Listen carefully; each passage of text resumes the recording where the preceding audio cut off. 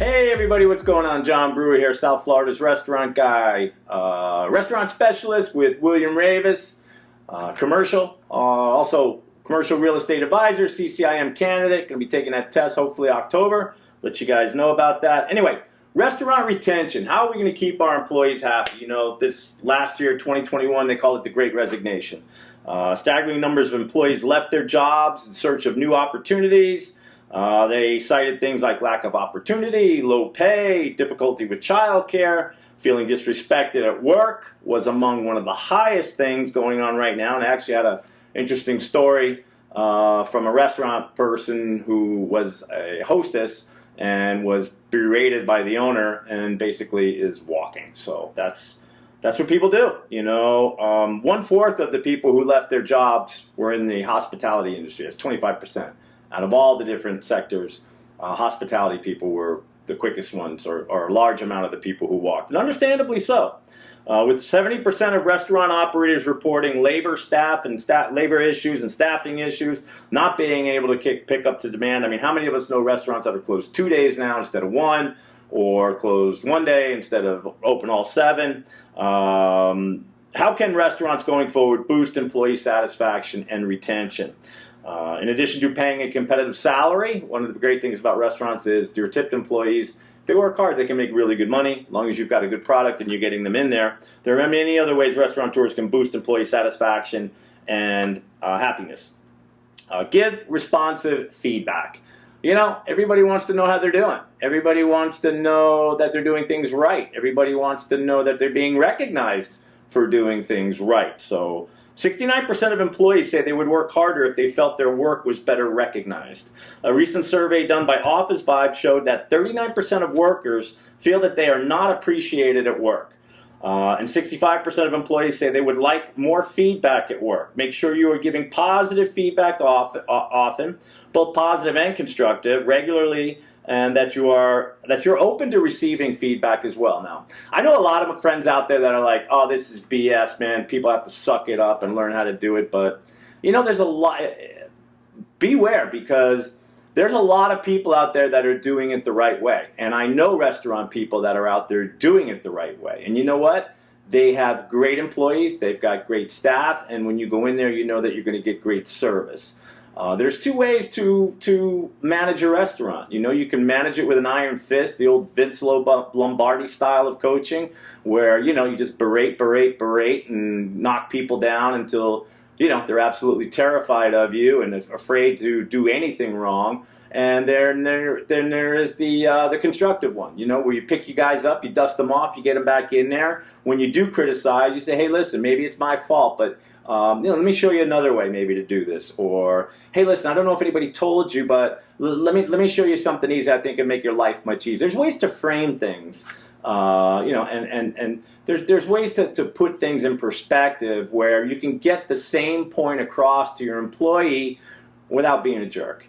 And, you know, like I said, with the labor market being the way it is right now, I know somebody who's like got berated for not answering the phones the right way. And it wasn't using the right verbiage. It was, they said their voice was too high.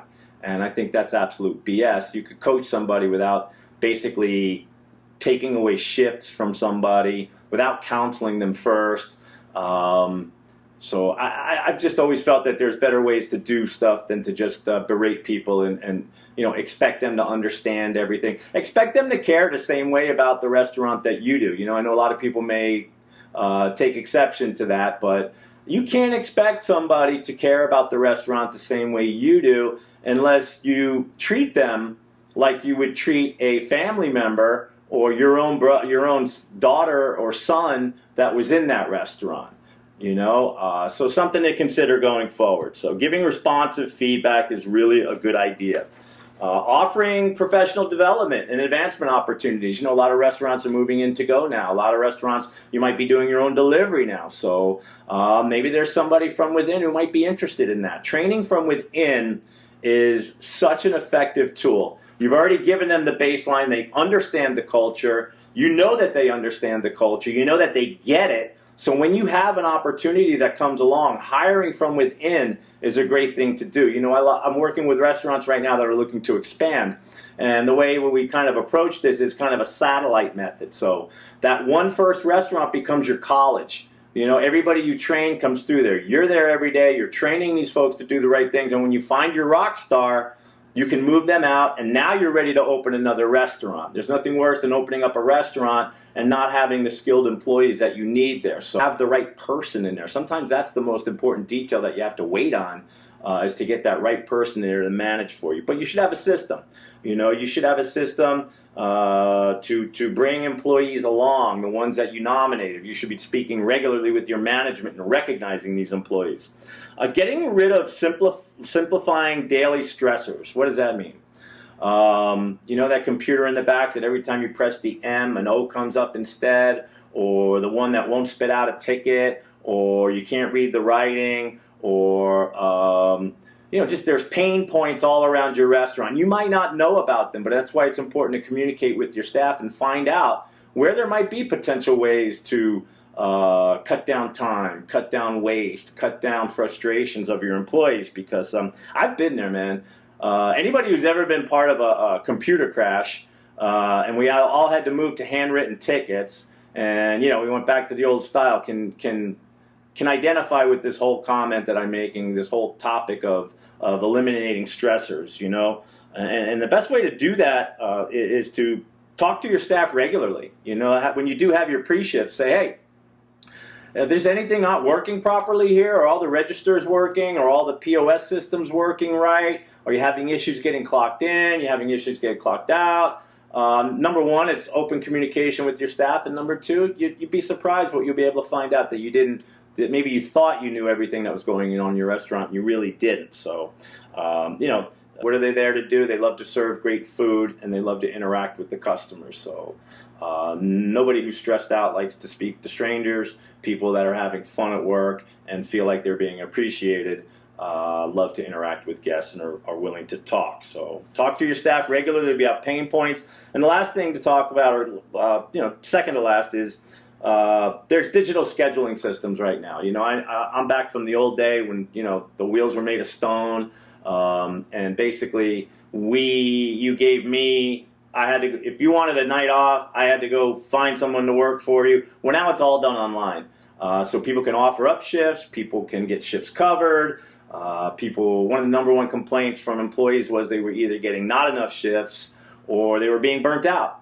So if you have a digital scheduling system where people can just go on there and kind of barter their own shifts away, you know, I remember, you know, some of the shifts at Gladstone's. I used to wait tables at Gladstone's, and people would pay cash for these shifts. Probably shouldn't have been. I'm not even sure if it's legal. But, you know, if I could get a window table, because we were on the water there, if I could get a window station, it was worth me to kick somebody $50 because I knew I was going to make $250. So $250, you know, giving $50 out of my pocket to the server to take a night off was worth it. But take this out of your manager's hands. Give it, you know, have basically like having a digital bulletin board where people can swap their schedules and get things covered. Makes a happier employee, which makes for a more productive workplace. And the last thing is small gifts. You know, give somebody a small, even if it's just recognition at a meeting. Small gifts, come with reasons. Remember to say thank you to your employees often, and, you know, be sincere about it. Go the extra mile, send a gift, even if it's just their birthday. You know, you should, every day you come in, it's real easy to set up. Put them all into your calendar, and if I'm a manager and I opened up the calendar for the day, boom, I see that 2 of my employees have birthdays. Let's celebrate their birthdays. That's a great way to bring people together. You know, celebrating the small wins. You know, if someone got a crazy tip, I would ask them to stand up and say, "What did you do?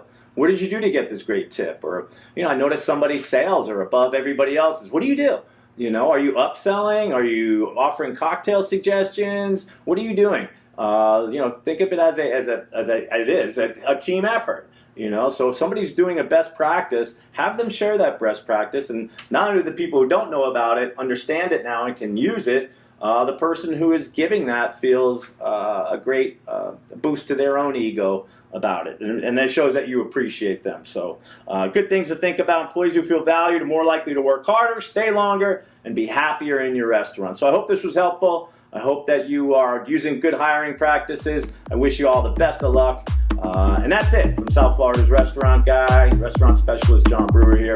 Take care now. Have a fantastic